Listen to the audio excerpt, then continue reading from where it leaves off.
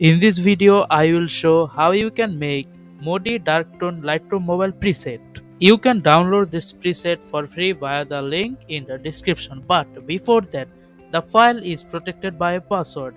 If you want to know what the password is, you have to watch the full video. The password is given in the video. Okay, let's start the tutorial.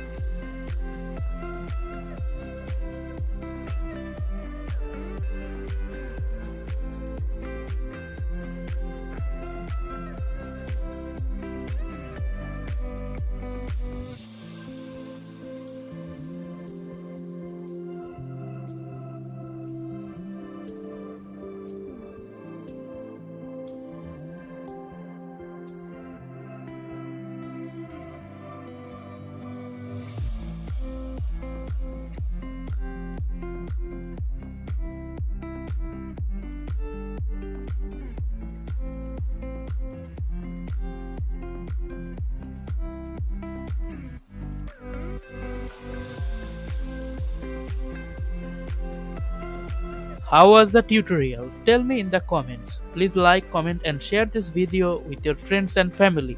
Also, please subscribe and don't forget to click the bell icon for more videos.